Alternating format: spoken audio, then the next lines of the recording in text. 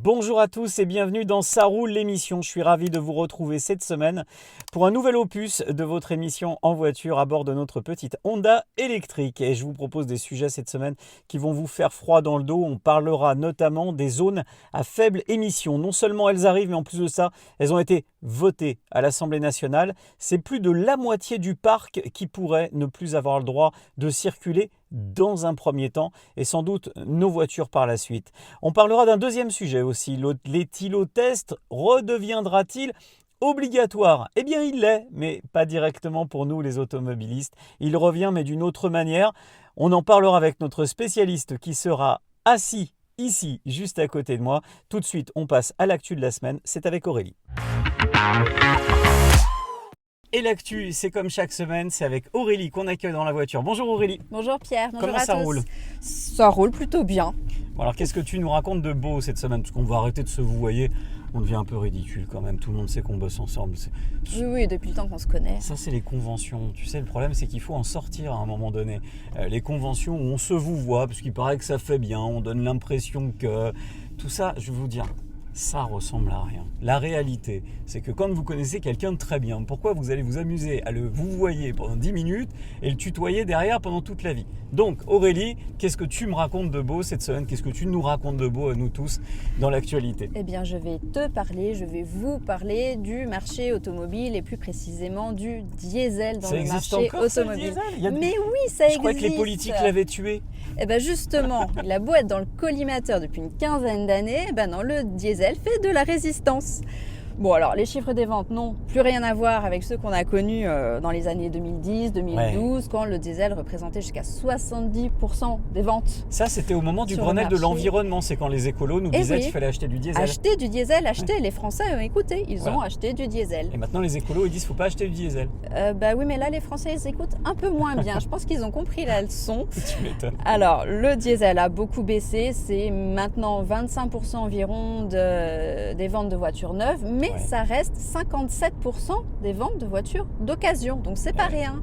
D'autant plus que on peut estimer que dans les grandes villes il y a de moins en moins de ventes de diesel, forcément, parce qu'avec l'arrivée des zones à faible émission, les zones à forte exclusion, là où on va enlever tous les véhicules du marché, du parc, bon bah les gens achètent fatalement un petit peu moins de diesel ici. Mais par contre en province ça continue. Et bien justement, c'est pour ça qu'il y a plus de ventes de diesel d'occasion, c'est que comme il y a les citadins revendent leur diesel, du coup le parc en vente est plus abondant, les prix sont plus attractifs, donc ceux qui vivent dans des zones un peu plus rurales, un peu moins urbaines et qui seront moins directement impactés par les ZFE, continuent à acheter du diesel. Et c'est une motorisation qui est tout à fait valable parce que le prix du gazole est moins cher que l'essence à la pompe. Donc on consomme moins. On consomme moins, la motorisation est plus robuste et mieux adaptée aux gros rouleurs.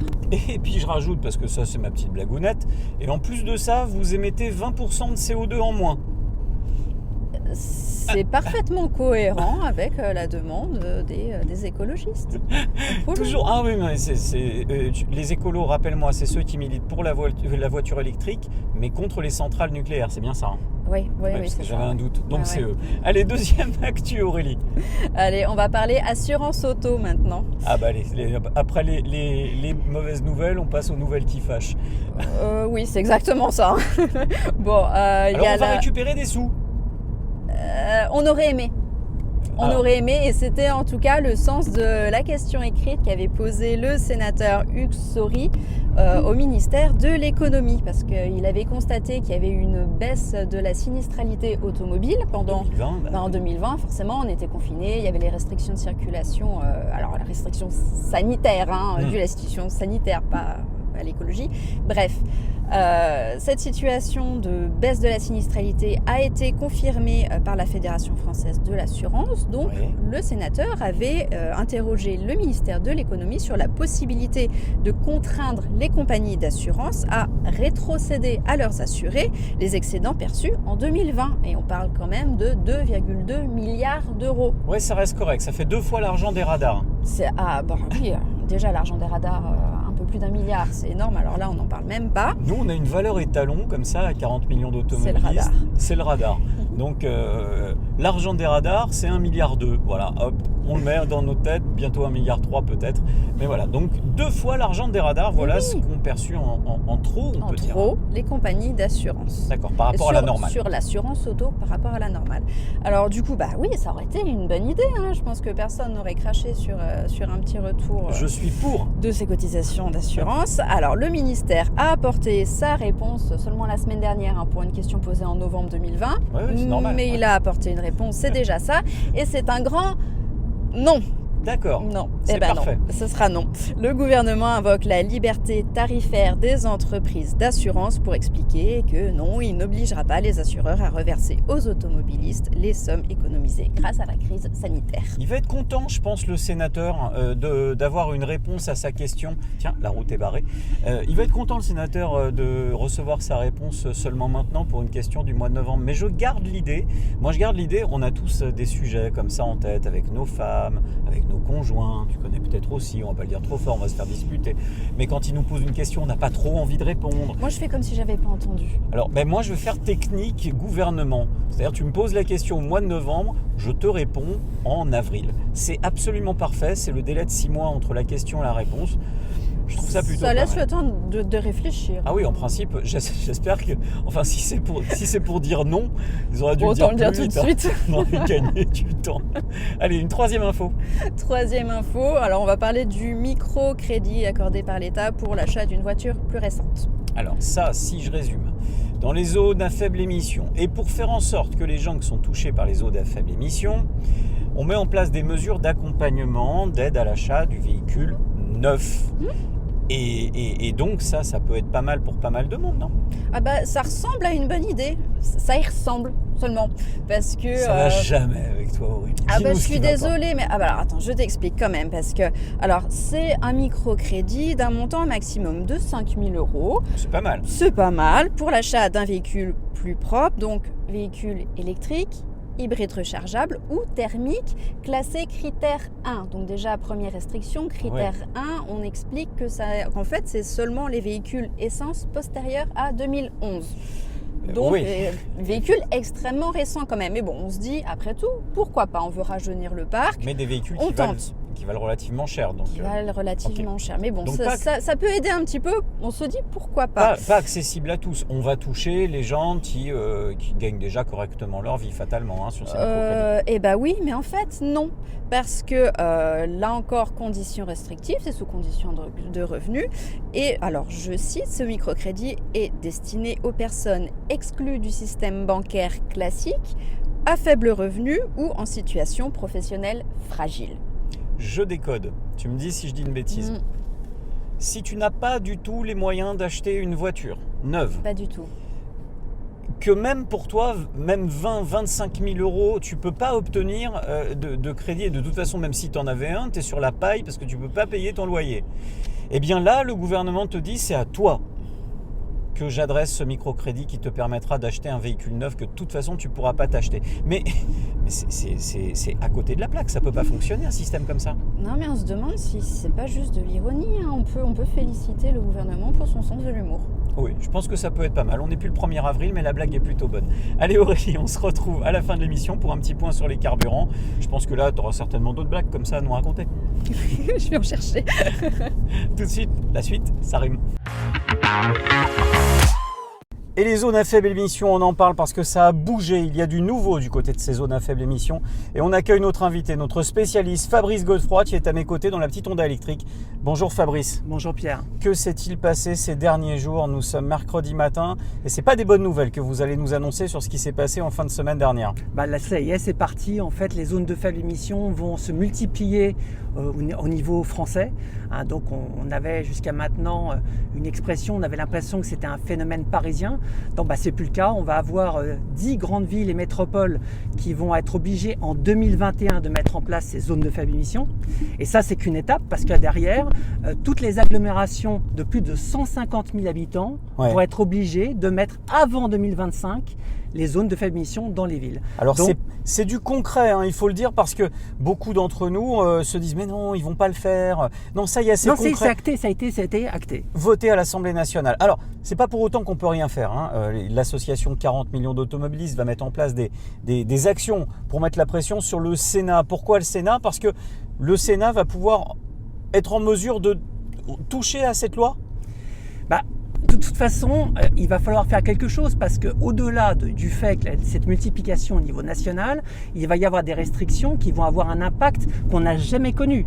Au niveau de l'industrie automobile évidemment, mais au niveau des automobilistes. Parce qu'il faut juste se rendre compte d'une chose, c'est qu'entre 2023 et 2025, il va y avoir l'élimination, la possibilité de rouler avec les vignettes 3, 4 et 5. Ça veut dire qu'on exclut combien? 48% du parc roulant. 3, 4 et 5, c'est 48% du parc roulant. Ça veut dire qu'on prend les voitures aujourd'hui, on divise par deux, il y en a la moitié qui ne pourront plus circuler partout en France. Dans les zones de faible émission. Et ça, c'est un minimum, hein. C'est-à-dire qu'il y a des villes, par exemple, ou à Paris, qui vont aller un peu plus vite que cette démarche-là. Ils l'ont déjà annoncé. Par exemple, Anne Hidalgo a annoncé plus de diesel en 2024. Elle, c'est 80%. Alors, elle, oui, c'est la vignette critère 2. Il y a la métropole de Grand Paris aussi, pareil. Bim, allez, 50% des véhicules, même chose. Métropole de Grand Paris va suivre Paris. Donc, c'est la même chose. C'est la vignette critère 2 qui saute en 2024. Donc, critère 2, c'est 33% du parc roulant. Parce qu'il n'y a pas que le diesel dedans. Les gens ne le savent pas. Il y a aussi tous les essences avant 2011. Donc là, on arrive à 2, 3, 4, 5, 80% du parc roulant. Je vous propose qu'on passe un petit coup de fil là, pendant qu'on se parle à Daniel Quérault de 40 millions d'automobilistes qui va nous donner un peu son point de vue parce que moi j'ai la sensation, Fabrice Godefroy, que les automobilistes ne sont pas encore vraiment informés. Bonjour Daniel Quérault.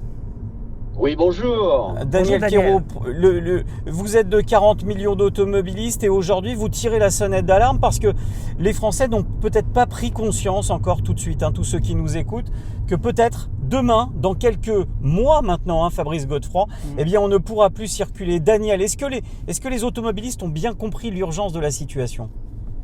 Je crois qu'à ce moment, il y a peu de gens en fait qui ont conscience de l'impact des ZFE pour le pouvoir rouler de chaque automobiliste.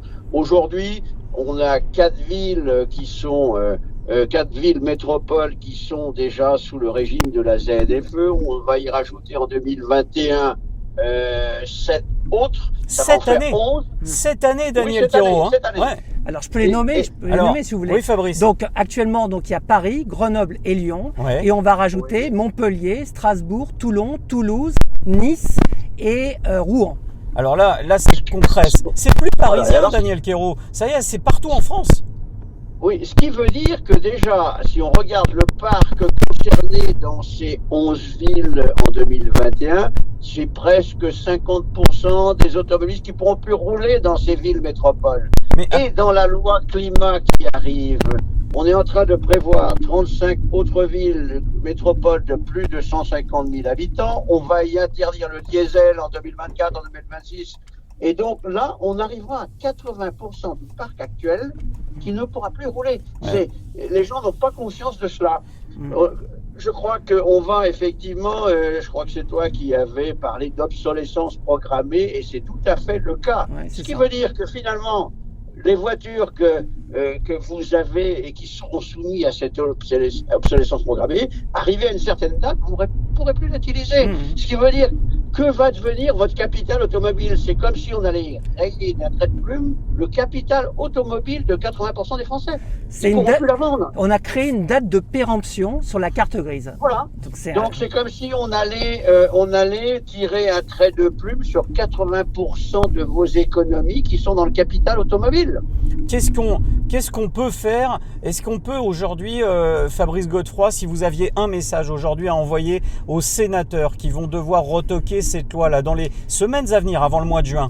Le problème, c'est qu'on est pris en entonnoir actuellement avec l'Europe et la France qui est en train d'appliquer en fait cette loi. Et l'objectif, évidemment, c'est la fin du moteur thermique. Avec une seule alternative unilatérale, c'est le véhicule 100% électrique. Alors très bien qu'on ait cette alternative-là. Par contre, je pense qu'on n'a pas une vision durable des choses. On pourrait très bien, par exemple, tenir compte des alternatives sur le moteur thermique, sur les biocarburants, par exemple le bioéthanol, mais il y a aussi les carburants de synthèse. Et tout ça, on n'en tient pas compte, alors que ça serait une solution qui serait beaucoup plus durable et qui permettrait évidemment de ne pas supprimer un parc roulant existant et d'avoir plutôt une transformation qui serait peut-être un peu plus intelligent et écologique. Et en plus, derrière, il faut évidemment avoir des alternatives qui soient crédibles. Daniel Quérault, oui, allez-y. Fabrice propose des solutions, mais nous, on nous propose que des punitions pour le moment.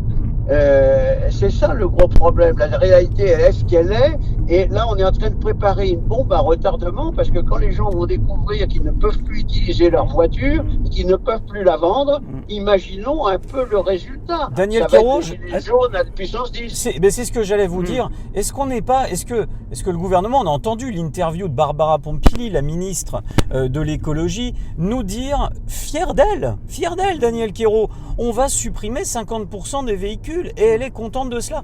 Est-ce qu'on n'est pas en train de préparer finalement la France des gilets jaunes de la fin d'année? Oui. C'est à nous de tirer la sonnette d'alarme parce qu'apparemment nos élus sont inertes.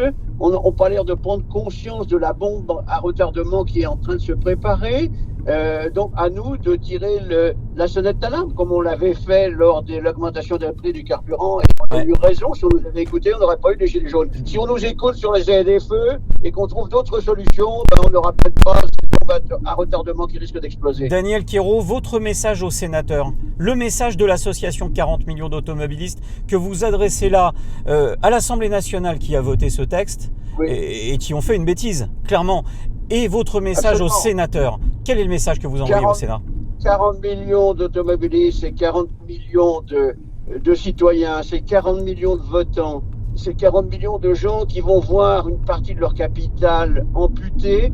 Donc réagissez avant que cela ne devienne grave dans la cohésion sociale de notre pays. Voilà. Eh bien, merci Daniel Quérault d'avoir été avec nous. On vous retrouve bientôt dans Ça roule, bien évidemment. Merci Daniel. À bientôt. Roulez bien. Là, on entend les propos de Daniel Quérault, Fabrice Godefroy, la bombe à retardement, la France des gilets jaunes qui se prépare. Voilà les propos de Daniel Quérault. Il exagère, Daniel Quérault, de 40 millions d'automobilistes? Non, pas du tout. Malheureusement, on est dedans. Et en plus, tout ça, je rajouterais dans une période extrêmement difficile. On connaît une crise sans précédent au niveau du Covid-19 qui va affaiblir évidemment le pouvoir d'achat des Français. Et on est en train de leur supprimer la possibilité de rouler avec leur voiture qu'ils ont achetée, alors que c'est pas un stupéfiant interdit à la vente. Quand même, faut quand même se rendre compte. Et derrière, ils vont pas pouvoir tous racheter des véhicules. En plus de ça, quand je vois dans la loi qui a été votée donc ce week-end, on aura la possibilité d'avoir une prime à la reconversion pour changer un vieux véhicule thermique par un vélo électrique. Oui, alors là, on a touché le fond. Écoutez c'est très bien. Écoutez bien Fabrice Godefroy, parce que là, je vous le dis, on a touché le fond. Vous mettez votre voiture à la case, vous bénéficiez d'une aide pour un vélo. Alors là, je pense qu'on aura tout entendu. Et un vélo cargo, elle précise, un vélo cargo, c'est-à-dire qu'on pourra remplacer, par exemple, un artisan, au lieu de sa petite fourgonnette, pourra avoir un vélo cargo pour effectivement aller dépanner les Parisiens ou les Grenoblois ou les Lyonnais. Alors, on a maître Jean-Baptiste Yosca, maître Ingrid Attal, qui ensemble, conjointement avec l'association de 40 millions d'automobilistes, annoncent déjà un recours pour obsolescence programmée de la part de l'État contre les automobilistes. C'est jouable comme argument, l'obsolescence programmée, Fabrice Godefroy? Moi, je me pose la question, comment peut-on, effectivement, on repart sur la carte grise. Sur la carte grise, il n'y a pas de date de péremption. Je ne vois pas comment on peut interdire des gens de rouler avec une voiture qu'ils ont achetée, alors que ce n'était pas un stupéfiant interdit à la vente. Franchement, je ne vois même pas comment juridiquement on peut arriver à faire ce genre de démarche. Vous êtes dans l'univers, vous êtes dans la voiture, vous êtes dans le moteur. Est-ce que la punition qui est infligée aujourd'hui aux motorisations thermiques, elle a du sens, elle est fondée? Est-ce que c'est possible ou est-ce qu'on va trop vite? Le problème, c'est qu'on a demandé aux constructeurs et aux équipementiers de faire des progrès qui sont énormes au niveau de la dépollution moteur. Tous les 2-3 ans, il y a une évolution technologique. C'est des choses quand même qu'on ne voit pas forcément dans tous les autres secteurs. Là, c'est quand même très concret. Il y a des rapports de l'IFPEN qui sont sortis sur le sujet où on voit que vraiment les véhicules ont fait des progrès énormes. Il y a des possibilités encore qui sont très intéressantes. J'ai parlé par exemple des carburants de synthèse comme le e-fuel. C'est quand même pas des apprentis sorciers qui travaillent sur le sujet. C'est quand même Bosch, premier équipementier mondial. Porsche en a parlé très largement ces derniers temps. Donc il y a vraiment des solutions alternatives. Non, apparemment, on est vraiment sourd sur toutes ces évolutions-là. Et vraiment, l'objectif, c'est d'éliminer des véhicules thermiques qui ont fait des progrès énormes. Et on va se retrouver avec d'autres soucis parce qu'on va pousser le 100% électrique très bien, mais on sait très bien que ça va poser d'autres problèmes. Dans la loi, on sait très bien aussi qu'on va avoir aussi la baisse programmée du nucléaire en France, qui est donc passer de 75% à 50% en 2035. Donc l'électrique sera le prochain bouc émissaire finalement. Le problème, c'est qu'il y a un moment, on voit que l'hiver, on nous dit de réduire notre consommation électrique parce que on n'est pas forcément en capacité, et on va mettre 38-39 millions de véhicules en 100% électrique. Donc, qu'il y ait une part d'électrique, évidemment, on roule dans un véhicule électrique, c'est très bien. Mais ça ne peut pas être une solution unilatérale, et c'est bien le problème. Automobiliste, réveillez-vous, que vous soyez automobiliste de travail, automobiliste pour emmener vos enfants à l'école. Ce qui s'est passé en fin de semaine dernière est grave, et surveillez les actions de l'association 40 millions d'automobilistes, car vous le voyez à l'écoute de Fabrice Godefroy, à l'écoute de Daniel Quérault, on ne peut pas rester inactif. Messieurs les sénateurs, messieurs les députés, vous avez fait une bêtise. Messieurs les sénateurs, corrigez cette bêtise et sortez du discours de Barbara Pompili, parce que c'est un mensonge. C'est un choc sans précédent.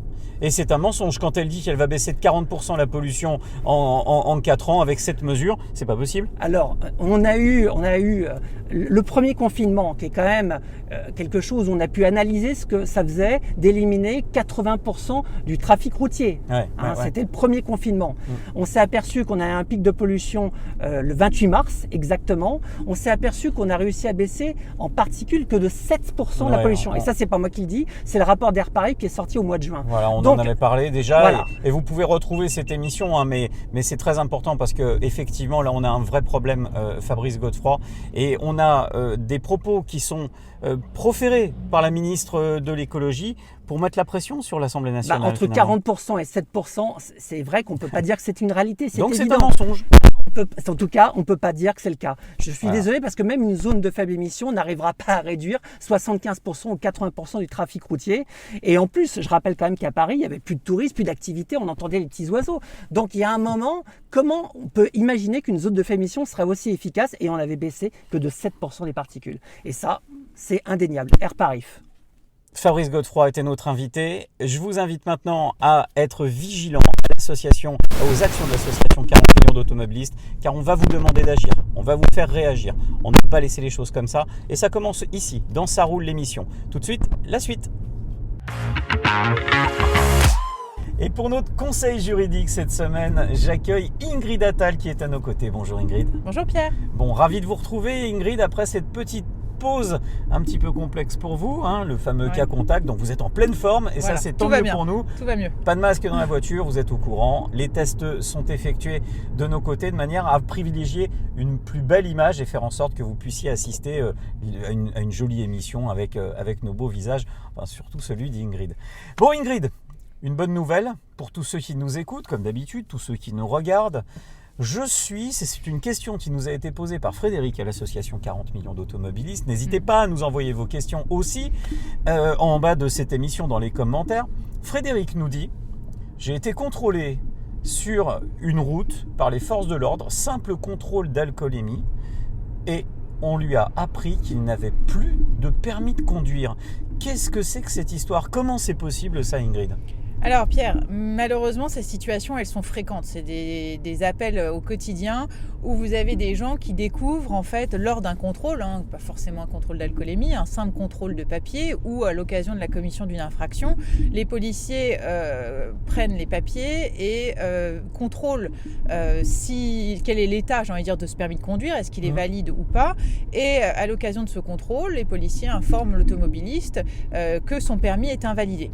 Et c'est vrai qu'il y a beaucoup de personnes qui tombent, j'ai envie de dire, de leur chaise lorsqu'ils découvrent la situation. Pourquoi ? Parce qu'il arrive qu'une décision d'annulation de permis de conduire, elle vous soit pas notifiée correctement, soit vous êtes passé à côté d'un recommandé, et donc c'est ce contrôle qui va vous faire découvrir que vous êtes en annulation pour défaut de points. Soit, et c'était le cas de Frédéric, il n'avait pas fait son changement d'adresse après un déménagement sur sa carte grise. Ça, on le rappelle, c'est une obligation de le faire ou c'est Alors, c'est préférable si on veut quand même pouvoir suivre, j'ai envie de dire, son courrier et notamment les courriers que peut vous envoyer le ministère de l'Intérieur relatifs à vos retraits de points pour éviter ce type de situation. Maintenant, si demain l'administration ne vous envoie pas la décision d'annulation du permis à votre bonne adresse, on va dire que cette décision, elle ne vous est pas opposable. C'est-à-dire que ce n'est pas parce que vous n'avez pas fait, et ça la jurisprudence est très claire là-dessus, c'est pas parce que vous n'avez pas fait votre changement de carte grise que cette décision vous sera opposable. Typiquement, on vous envoie la 48 SI à une adresse à laquelle vous habitez plus depuis 2 ans. Alors stop, 48 SI, allez on explique. Alors 48 SI, c'est la décision d'annulation du permis de conduire. C'est le courrier recommandé que vous recevez chez vous vous informant que votre permis ne dispose plus de points et qu'il faut restituer votre permis de conduire. Et il est fait mention aussi également des voies de recours dans ce courrier et puis de l'ensemble des retraits de points qui ont conduit à l'annulation de votre permis. Ce courrier-là, le 48 SI, que Frédéric n'a donc pas reçu. Voilà, Frédéric ne l'a pas reçu. Alors peut-être qu'il ne l'a pas reçu pour un problème d'adresse, peut-être qu'il n'y a pas de problème d'adresse mais que le facteur a mis un avis de passage dans sa boîte aux lettres et que Frédéric n'est pas allé chercher son courrier recommandé. C'est fréquent, on vous envoie parfois un recommandé, vous êtes en vacances, 15 jours ça passe vite, donc c'est peut-être, voilà, il y a plusieurs situations qui peuvent se présenter et qui peuvent entraîner en fait la méconnaissance de la décision 48 SI. Alors, ça veut dire maintenant, qu'est-ce qu'il va faire ? Il n'a plus de permis, il est obligé de le rendre, ou alors le simple fait de dire vous voyez, j'ai pas reçu le courrier, donc ça veut dire que je le garde.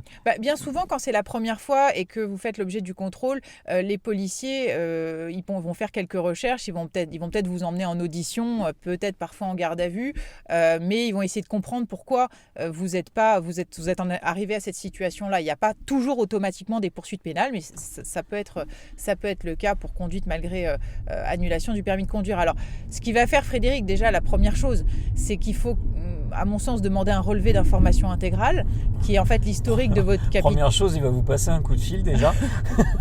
C'est ce qu'on leur conseille toujours, c'est-à-dire que nous, quand on nous appelle dans cette situation-là, on leur dit, première chose, vous ne savez rien de votre histoire, mais nous non plus. Bon alors, qu'est-ce que peut faire Frédéric là maintenant concrètement ? Alors, concrètement, Frédéric, déjà, la première chose qu'on lui conseille, c'est de solliciter un relevé d'information intégrale. Parce que si lui ne connaît pas l'histoire et ne sait pas d'où sort cette annulation de permis de conduire, nous, en tant qu'avocat, par exemple, on ne peut pas non plus le savoir. Alors, comment on fait pour demander ce relevé d'information intégrale ? Qu'est-ce que c'est ? Alors, le relevé d'information intégrale, c'est l'historique, en fait, de tous vos retraits de points.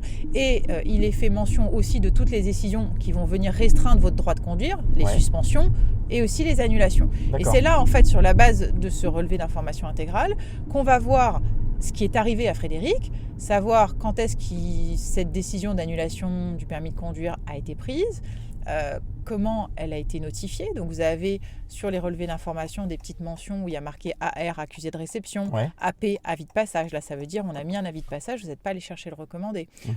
NPAI, ça veut dire n'habite pas à l'adresse indiquée. Donc vous allez avoir des informations qui vont nous permettre de comprendre comment on en est arrivé là. Et est-ce qu'on peut, pendant ce temps-là, est-ce qu'il peut rouler ? Alors, tout dépend comment ça a été notifié et la situation dans laquelle il est. Mais sur le principe, non, il ne peut pas conduire. À partir du moment où les policiers lui ont dit « Voilà, monsieur, je porte à votre connaissance l'existence d'une décision d'annulation du permis de conduire. » Non, c'est fini, on arrête. Il ne peut plus conduire. C'est-à-dire que la première fois, il peut dire « Mais j'étais pas au courant » et donc ça peut passer. Mais à partir du moment où vous a officiellement informé de l'existence de cette décision, parce que là, c'est notifié. On ne peut pas dire à la personne « Vous avez le droit de conduire, c'est pas sérieux. » C'est-à-dire si on voit les forces de l'ordre qui nous le notifient, donc là ça apparaît dans le dossier quelque part. Donc on saura parfois, pas toujours, parfois, mais c'est pas forcément donc en tout cas, c'est toujours jouer avec le cas. Le feu, faut pas le faire. Voilà, c'est pas recommandé. En tout cas, tant qu'on n'a pas, j'ai envie de dire, éclairci la situation, parce que si par exemple on se rend compte que ça a été notifié à une mauvaise adresse, la décision, elle vous est pas opposable. Donc on va avoir tendance à dire, écoutez, on va régulariser la situation, mais vous pouvez conduire puisque ça vous est pas opposable. Ils se sont trompés d'adresse. Alors on rappelle quand même, très souvent la perte du permis de conduire. Alors je dis pas que c'est pas mérité parfois, qu'on n'a pas fait des bêtises au volant. Ok, c'est pas ça qu'on dit. C'est derrière il y a des histoires familiales, sociales. Vous pouvez certains perdre leur famille, perdre leur boulot. Il y a des conséquences sociales qui peuvent être dramatiques. Donc on a fait des bêtises, on a le droit de se racheter dans la vie. Est-ce qu'il y a un moyen ou est-ce que c'est une fatalité ? J'ai perdu mon permis de conduire, on me l'a notifié 48 SI, c'est fini ? Ou est-ce que j'ai une... possibilité peut-être du miracle? Est-ce que j'ai besoin d'aller à Lourdes pour récupérer le permis? Il n'y a pas besoin de miracle, il y a juste besoin d'engager les bonnes procédures, c'est tout. Après, tous les permis ne sont pas, récupérables avec des procédures administratives ou judiciaires, mais on récupère par le biais de ces procédures un grand nombre de permis de conduire. Après, il y a des cas de figure où c'est beaucoup plus complexe que d'autres, mais c'est pas un miracle, c'est-à-dire qu'il suffit de rentrer dans certains critères pour qu'on puisse engager des procédures pour récupérer le permis de conduire. Dernière petite question, parce qu'on avait eu le cas, l'association 40 millions d'automobilistes, j'ai rendu mon permis de conduire, je n'ai pas contesté, je n'ai pas cherché à récupérer mon permis de conduire avant. Est-ce que j'ai le droit de rouler dans la voiture de Oui-Oui? Vous savez, les petites voitures à 40, là, les voitures sans permis, bien sûr. C'est comme si, c'est de la même manière que pendant la période d'interdiction de 6 mois ou d'1 an, tout dépend de le cas de figure dans lequel vous êtes, vous pouvez rouler avec un scooter 49 cm3 et vous pouvez rouler avec une voiture sans permis. Heureusement qu'il y a quand même encore cette alternative dès lors que vous vous privez de vos droits de conduire pendant plusieurs mois. D'accord. Eh bien merci Ingrid. On se retrouve très vite dans Ça roule l'émission. Tout de suite, la suite de l'émission.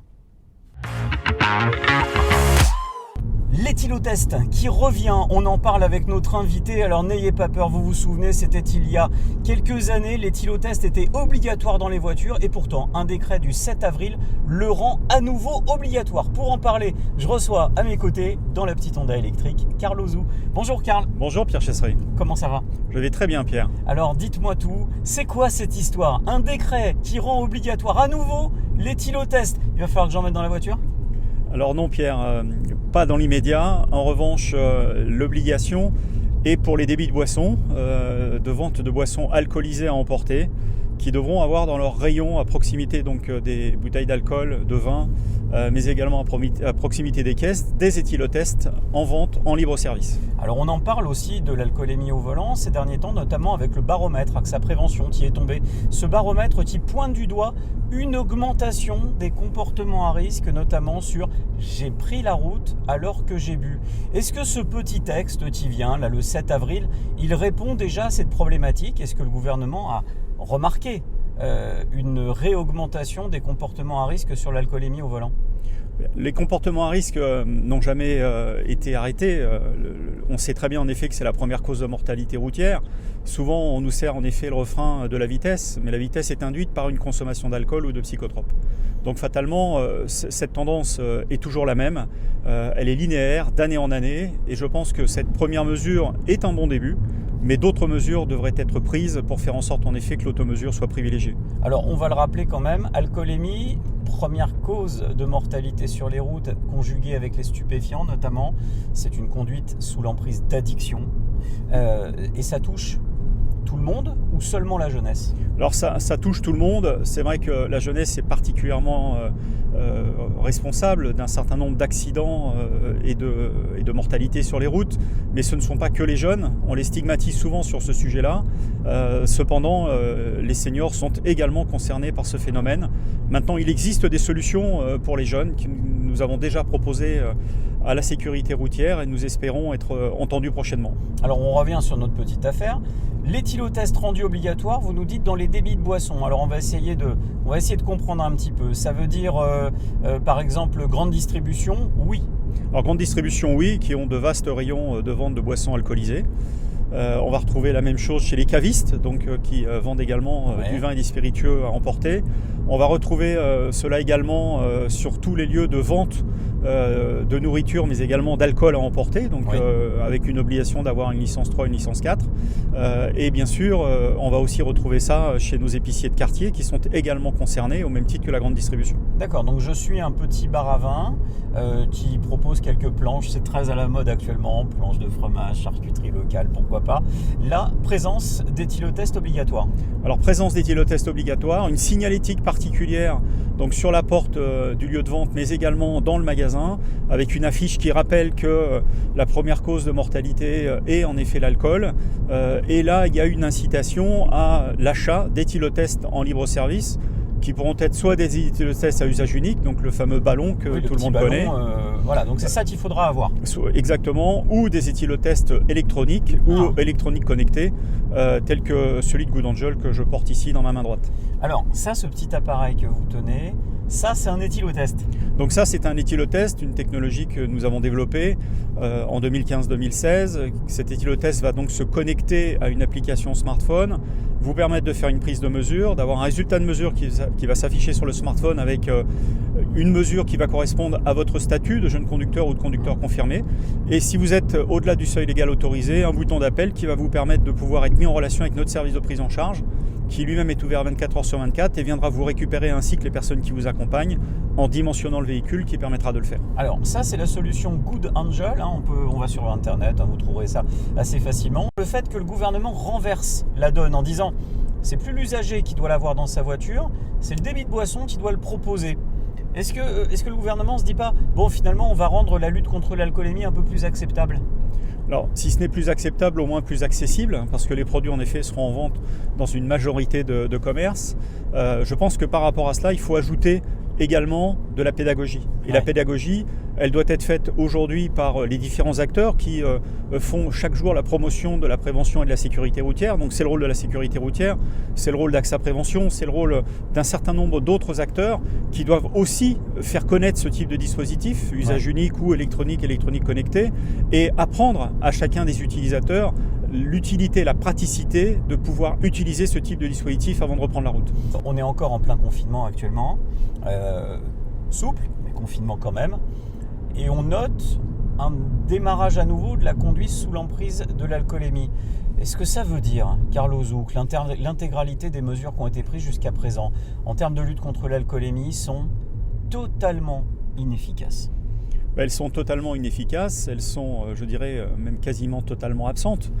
Quand on regarde aujourd'hui le registre, en effet, du code de la route et de la sécurité routière, on y annonce un certain nombre d'éléments qui sont des éléments pénalisants, c'est-à-dire qu'on va en effet aller dans un registre de répression, mais une fois de plus, n'apparaît nulle part la notion de prévention. Et dans la prévention, il y a de l'éducation.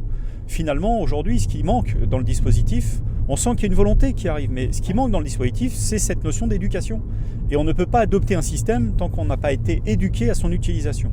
Donc je pense que si les efforts doivent être faits, c'est à ce niveau-là qu'ils doivent être faits. Qu'est-ce que vous répondez à ceux qui vous disent non mais la prévention ça suffit, ça marche pas, ce qu'il faut c'est taper fort, ce qu'il faut c'est de la sanction. Qu'est-ce que vous leur répondez à cela ? Mais je leur dis que c'est une stupidité et on voit bien qu'aujourd'hui les Français en général, mais on peut le généraliser à l'ensemble de tous les pays du monde, la répression en tant que telle n'a jamais fait avancer la société et ne lui a jamais fait modifier ses comportements, sauf à être dans des régimes extrêmes. Ce n'est pas le cas pour nous, bien heureusement. Donc par conséquent, je pense en effet que cette notion d'éducation est nécessaire et indispensable. Ouais. Et donc, la prévention, c'est bien beau. On dit, bon, il faut faire de la prévention. Mais ça passe par quoi ? Moi, je vais vous donner une mesure. Alors là, on me dit, éthylotest obligatoire dans les débits de boissons. Écoutez bien, vous allez voir, c'est incroyable. Dans les débits de boissons, oui. Mais alors, dans une boîte de nuit, non. Alors dans les boîtes de nuit, il y a une obligation d'équipement d'éthylotest depuis maintenant plus de 15 ans. Mais on ne les voit pas. Et on les voit. Alors on ne risque pas parce que c'est fermé en même temps. Déjà, donc, mais c'est vrai que les dispositifs en général ne sont pas forcément toujours très visibles, ils ne sont pas forcément toujours très maintenus.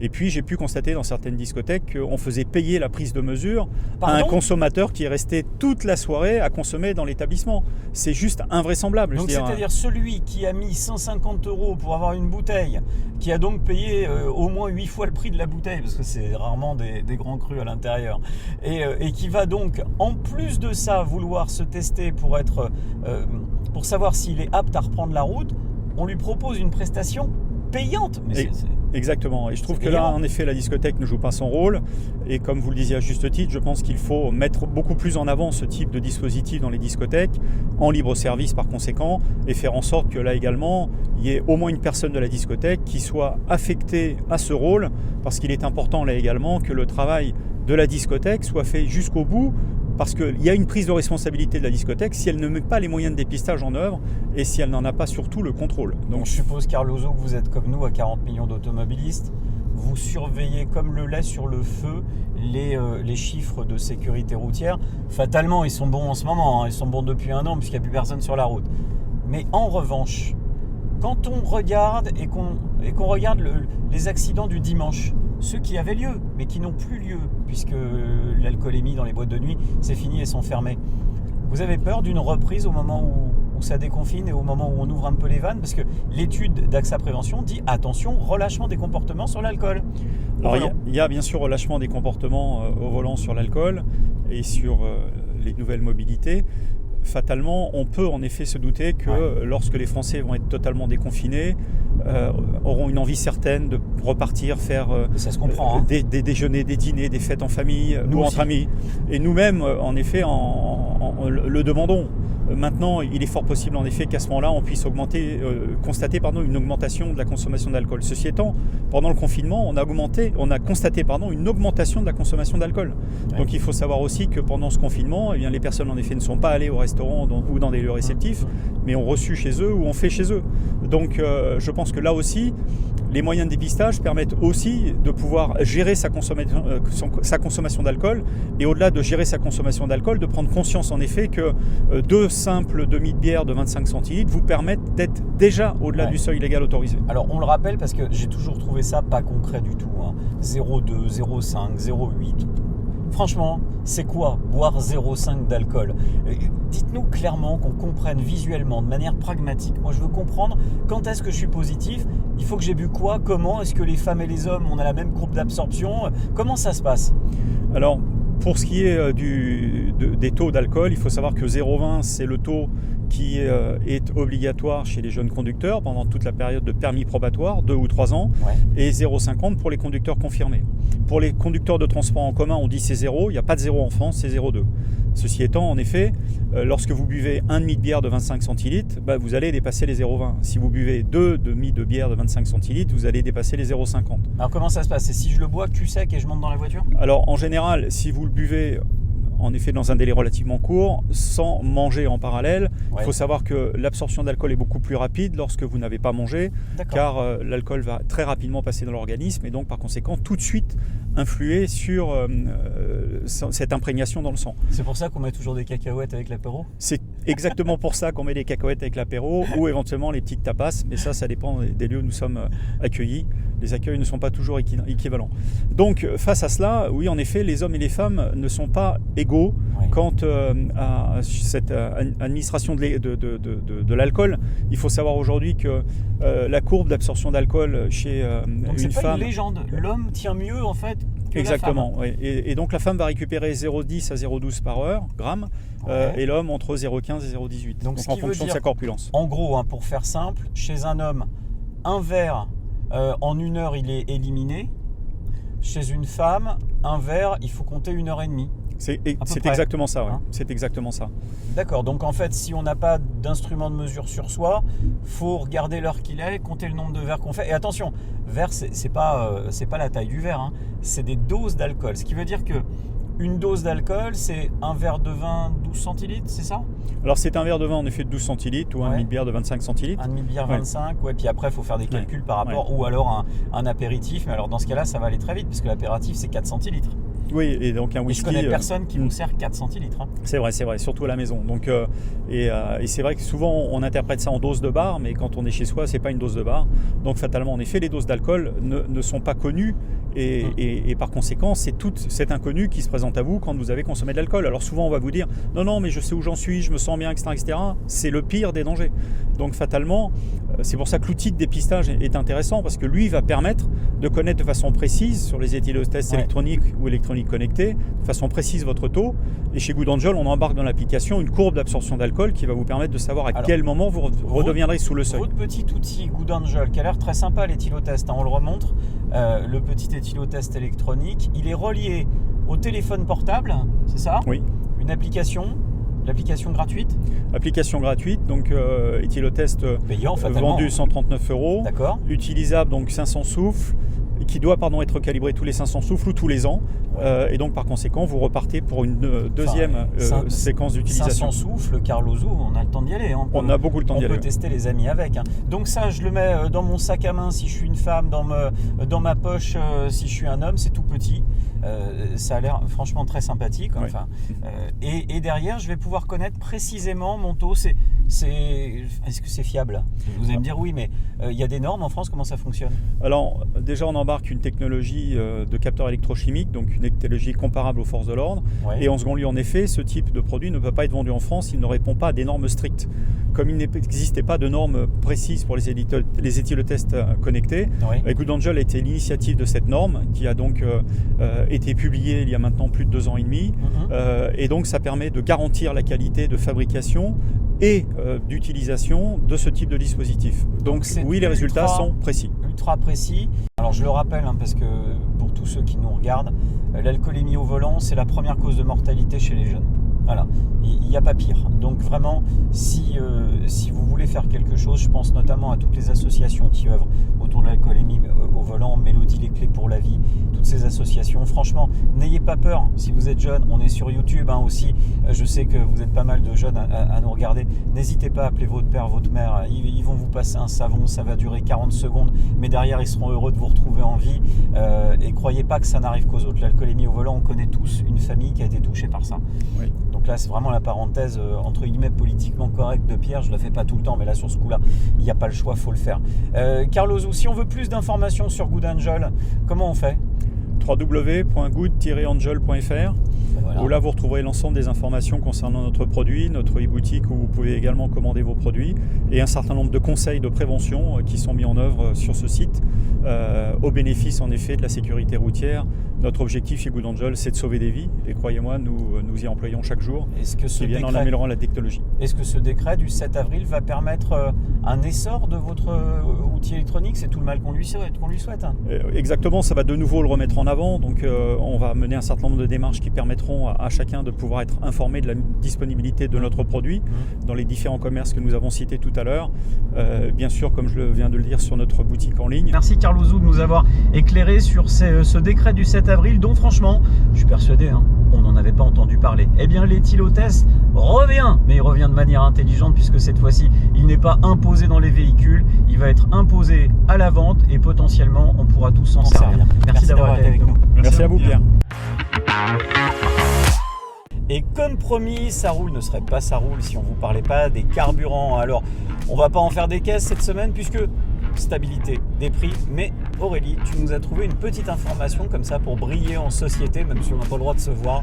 On ne sait jamais, dans les réunions Zoom, les dîners Zoom ou Skype ou autre, peut-être qu'on peut parler comme ça de carburant. Qu'est-ce que tu nous racontes de beau cette semaine? Bon, c'est pas juste pour briller en société parce que ça pourra avoir un impact dans les prochains mois sur les prix à la pompe quand même.